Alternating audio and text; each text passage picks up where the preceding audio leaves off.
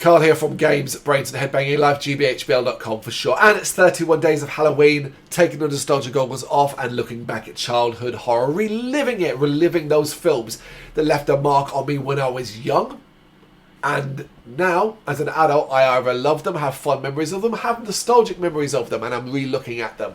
Kind of summing up what it was about them when I was younger that I liked or appreciated or what left its mark on me, and seeing how it holds up. This is a funny one. This is a funny one because I'm not sure it does hold up. At least not saying compare it to some of the films I've talked about over these past couple of weeks. How can I compare a film like Critters, which is what I'm talking about in this video, to something like Candyman? Night and day, not just in tone and obviously style, of course. What I mean is how they hold up. There is so much of Critters that does hold up. There's so much of it that is clearly of a time. It feels very much like a product of the 80s. And so for all of that, I massively appreciate that because I'm such a fan of that era. But there's also elements about this and how it's filmed and how it's shot and how the story's told that maybe just don't resonate as much as they used to. I was always fascinated by the sort of life the characters live in this, the rural farm out in the middle of nowhere in America, you know, growing your food and stuff like that. That's a life was so far removed from me as a kid. I used to always be fascinated by the corn on the plate. It's a weird thing to remember, but I was fascinated by those big corn on it. You know, I didn't have corn on the cob, as far as I remember, until I was a lot older. Maybe until like KFC or something like that, Kentucky Fried Chicken, and I had it with that. So someone's always interested by these giant corn on the cobs they have when they're having dinner together and how that dinner is set up. The all-American family thing, living off the land, and the father, you know, constantly referring to his child as boy. You got to do this, boy. And he's a nice man and a kind man, but you know, it's that kind of life. They're just sort of living their lives with no real like need or desire to do something more. At least from the parents' perspective. Of course, Dee Wallace, the famous Dee Wallace, was part of this film when she was younger. This is as the mother. I really liked her character in this. I always remembered her first for things like Cujo and elements like that, but she's one of my favourite actors as well. But what's funny now as well is the kid, Scott Grimes, plays Bradley Brown in this film and the sequel. So obviously he left an impression, quite a distinct looking youngster as well. Looks nothing like his parents, which was weird casting as well. But distinct and memorable for these two films. I love this guy. I love this actor, mainly because these days I know him best for doing the voice of Steve Smith from American Dad. He does Steve from American Dad. If you didn't know that, there you go. Bradley Brown of Critters does the voice of Steve. Also is a recording artist, a very, very talented singer, and so much more.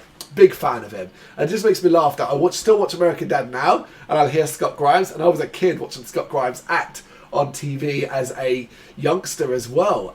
You know, his character isn't much older than I was. You know, in Critters, of course, the comparison with Critters is always to Gremlins. I never really saw it that way. I always saw Critters as being a much darker film, and for good reason. It's got gore. It's got violence and gore. Hell, it's got swearing in it. So I always thought the comparisons to Gremlins was really, really weird. I think it might make a little more sense for the second film, but even that's got some extremely violent and gory moments, and that continues in the Critters 3, 4, and so on. Now, weirdly, I never saw Critters 3 or 4 till much later in life. But Critters 1 and 2, and 2 I'm going to talk about in a different video, of course. But 1 and 2, they got regular replay because they were so digestible. They were so easy to watch. They were just fun. It was just a fun film, the first one in particular. I always preferred the first over the second. Mainly, though, because it felt more defined. It felt more like fun and interesting and exciting, you know? There's elements in the second one that I'm going to get to in the other video that I don't particularly like, whereas the elements in Critters 1 I forgive more than anything else. I love the bounty hunter stuff. I really, really do enjoy that, and I love the fact that I made Power of the Night. Like, that song was burned into my brain now forever. Power of the Night. Streets are cold. See, I mean, like, that is burned into my brain. And if I hear it now, I always laugh and think of Critters immediately. Alright, it's overplayed as hell in it. But how that's sort of utilised with these really interesting bounty hunters that, you know, can take on the form of whatever they guess focus on. But goddamn, the effects they do for that, the full effects they do, that is absolutely brilliant. I am still blown away by the whole melting face and the imagery and how they do that. Really, really impressed with that. I'm impressed with a lot of the gore elements in this, to be fair. Really, really strong stuff overall. I think the film's problem is that it's quite slow off the mark, and it gets a little cheesy at times, particularly the ending as well. I think it's a little bit over the top and silly, but hey ho, it's a happy ending to a degree. But then of course he got a stinger in the tail. There's never really followed up properly with anyway. It is just ultimately a fun film that easily was going to turn the head of a child, particularly as it's got comedic elements, you know. I will forever remember the way the Krites interact and stuff like that. The swearing, the panicking when they get blown away with a shotgun, all elements like that. That's the comparative to Gremlins, and I think it's something the second film certainly does more, because of course, excuse me, the Gremlins are kind of, their antics are like that. But in Critters, it was always more violence, you know. The fact that they chew their way through things, they want to bite you. You know, the father in this film gets messed up, shoulder, stomach, he gets well and truly messed up. The needles, that would kind of be dropped away later in the series, that kind of numb you, or at least start to knock you out. They're basically the predators, and I thought it was really interesting how that works in the context of, like, a farmland and survival, when you've got, like, in America and things like that. I always felt like the world of Critters needed more exploration, and unfortunately that never really happens, and even 3 and 4 never really go in interesting directions either. I would have liked to have seen this like in a full-on like city kind of environment. It could have been something a lot more fun there.